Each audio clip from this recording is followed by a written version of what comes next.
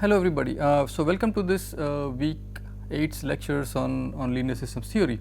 So this lecture will be a very brief introduction to the concept of observability and constructibility. So let's start with a motivation of why we need to define the concept of observability. So a quick recall of what happened in the previous week's lectures. So we were talking about LTI systems. We were talking about their controllability verification. We were talking of stabilizability and so on. And towards the end, we had a notion that if the pair AB is stabilizable, then there exists a feedback control law of the form U equal to minus Kx that stabilizes the system 1 for which A minus Bk is a stability matrix. Okay. Now, the point is, okay, how do we get this X? So, what do we have for measurements is the following. So, I measure the outputs. These are what are available for measurement. So, assume that if C is invertible, then I can determine this X instantaneously and can directly feedback, right. So, this U can be directly computed as U of t is minus k times X of t, and the feedback control law, the implementation of that is kind of trivial. It's very straightforward. However, what happens is if the number of outputs are strictly less than the number of states, then the output matrix C is not invertible, and hence X cannot be instantaneously reconstructed. So, an interesting question to be asked is if only the output Y can be measured when the number of outputs is strictly smaller than the states, will it be possible to implement a control law which is U equal to minus Kx? Okay, I do not know the answer at the moment, right. I would like to say, oh well, let me construct a system where C is invertible, but it is not always possible to measure all the states of the system because of physical constraints and so on.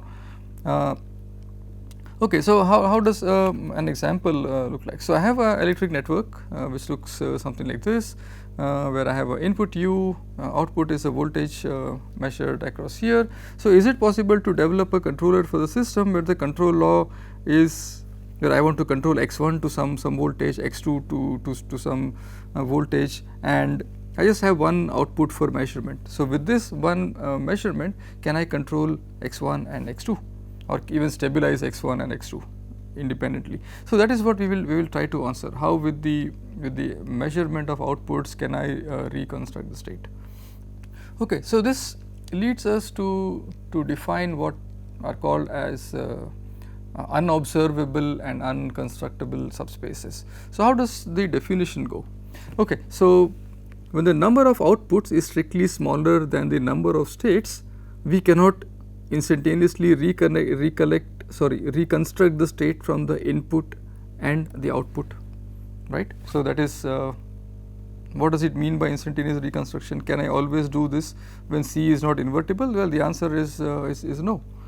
Okay. Now, I ask a different question. Would it be possible to reconstruct the state given some measurements over T0, T1? I know U between T0, T1, I also know Y of T over this interval. Okay. So, based on this information that I have, I characterize two notions here of state estimation, and because I really want to know what the X's are. And these are the notions of observability and constructibility. So, observability refers to determining X T0 from the future inputs ut and yt, right. So, I know all these measurements ut between T0 and T1, I know yt between T0 and T1, can I actually construct X of T0. Okay. So, conversely or a little differently, constructibility refers to can I determine xt1 knowing the past inputs, right. If I know all inputs from T0 to T1, can I actually determine what is the state at the time T1. Okay. So, these are the questions that we will try to address, not really address, but at least define problems related to how to formulate this based on the information that I have so far.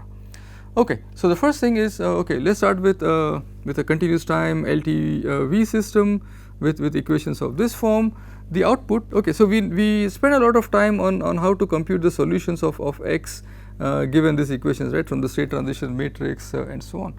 So I just substitute the value of x here and I get the following, that the output on the interval t0 to t1 can be expressed, well, based by the solutions in this form. So y of t is c with the state transition matrix, the initial conditions, and this terms in the integral, and of course dt plus ut. Okay, I'll not go into the details of this. This was done extensively in lectures on week 4. Okay, so observability of this system indicates determining the initial states x naught from the output equation, right. So this is the output equation. Sorry.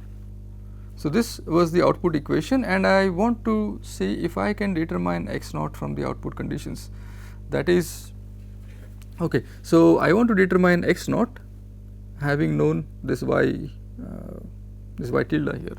Okay. So okay, I just so y tilde is just so I call this as y tilde, and then this just turns out to be yt minus this entire term here. Okay. Now so can I solve this problem? Okay. So what is the definition? So given two times t1 and t0, the unobservable subspace, right, I denote it by u of this O t0 t1, consists of all the states x naught in Rn for which c phi x naught equal to 0. Okay, so this is the I don't really talk of what is x0 at the moment. I just I'm looking for solutions of this equation, right, coming from here. Okay. Now a system is observable if its unobservable subspace contains only the 0 vector, right, which means the unobservable space, right, which is all the states. So x0 contains only the 0 vector. Okay, so some nice properties here. So if I have an input output pair ut yt, right, for all t0 in t1, when a particular state is compatible with the input output pair, then every initial state of the form is also compatible with the input output pair. So this is also compatible.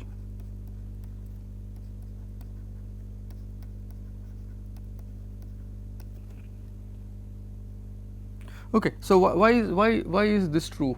Let's say that if xu is in the unobservable space t0 to t1, which means that c phi of t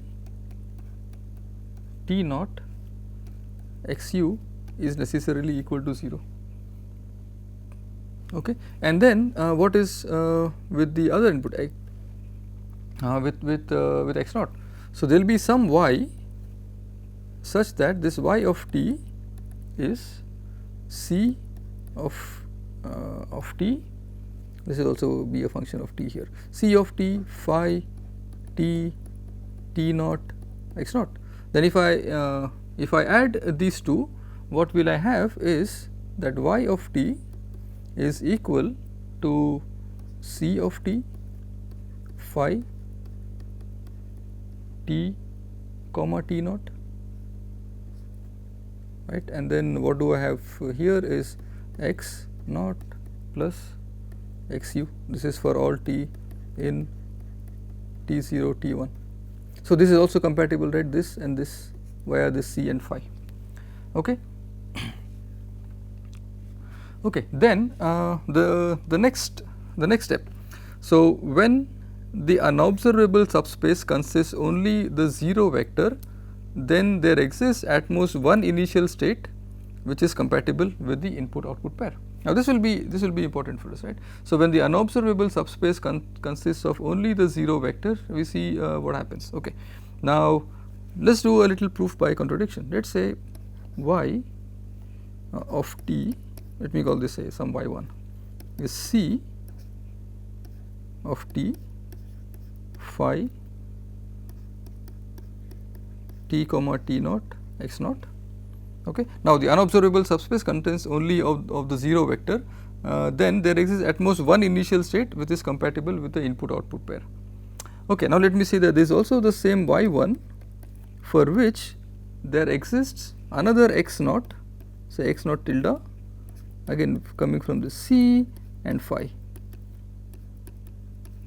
Okay. So, there is the same y naught which comes from x naught, same y1 which comes from x naught, the same y1 which comes from x naught tilde. So, this implies that 0, I just do the subtraction, C of t phi t comma t0 times x naught minus x naught tilde. Okay, what do I know? That the unobservable subspace consists of only the 0 vector, and therefore, x naught. So, this when it is not equal to 0, right, this would necessarily belong to the unobservable subspace.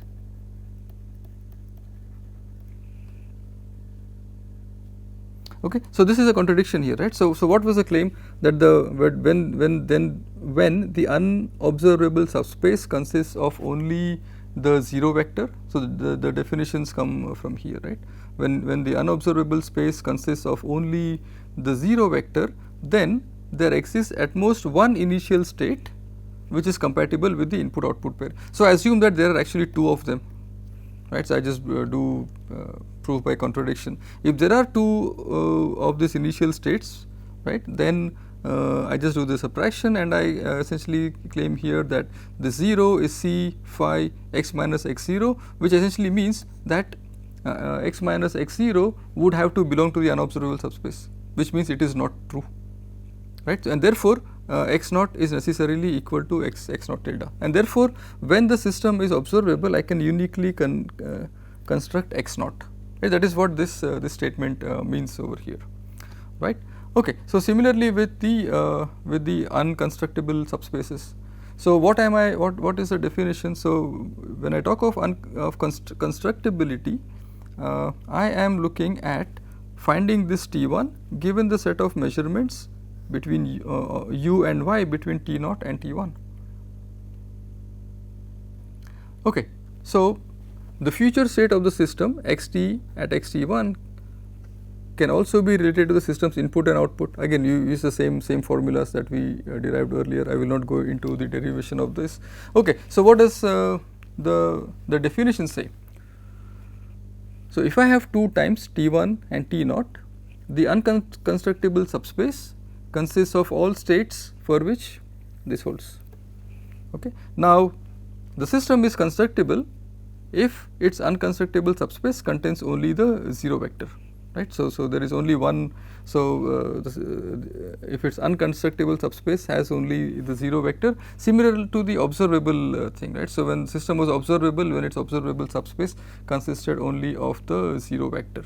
And of course, these two properties are now very obvious, right, as in the previous case. So, when a particular state x1 is compatible with the input output pair, then x1 plus x2 is also compatible. Okay. And then when the unconstructible subspace consists only the 0 vector, then the x1 is unique, right. Then there exists at most one final state which is compatible with the input output pair, which is compatible with the measurements that we do between this interval, the measurements y and then the inputs u, which are also measurable. So, this was a brief introduction to the characterization of observability and constructibility. So, we will do a very small example before we end for today of what do these things actually look like. So, if I have a system, okay, so let me call this x1 dot is, okay, I will draw a little bigger one. X1 dot is A1 x1 plus B1 u, and then y is C1 x1. Okay, this is one system, and then there is another system here which is x2 dot is a2 x2 plus b2u, y is output here is c2 x2. Okay, and then okay, I'll call this y1, I'll call this y2. Both systems are driven by the same input u. I take both the outputs here, y1 and y2, and together I measure y.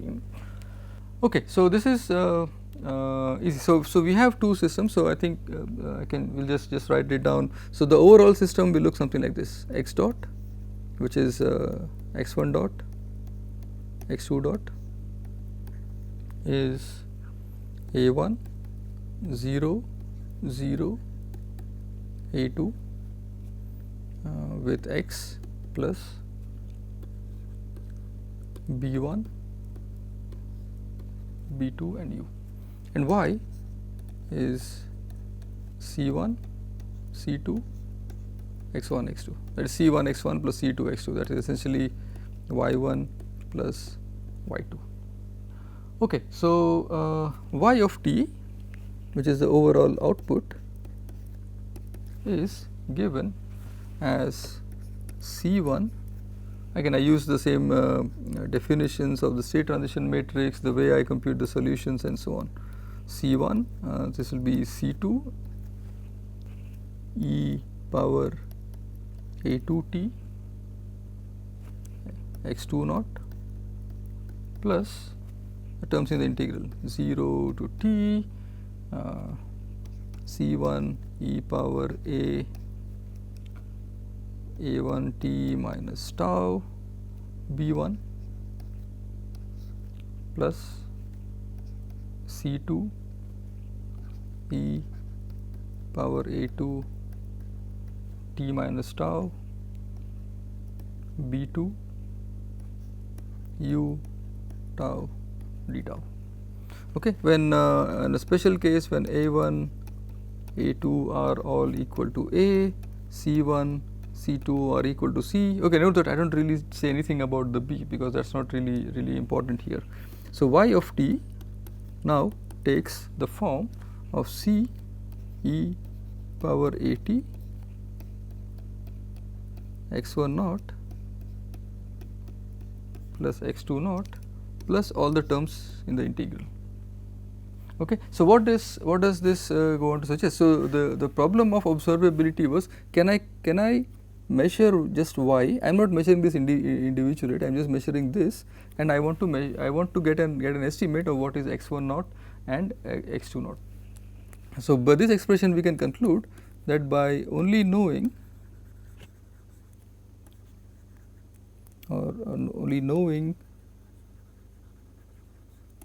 y of t,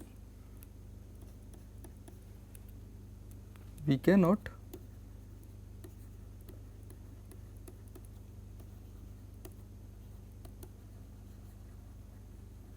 distinguish between initial states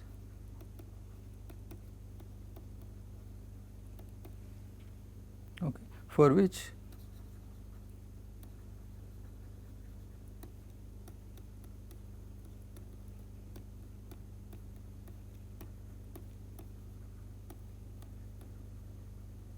okay. So I cannot really measure x1 naught and x2 naught just from the information given to me.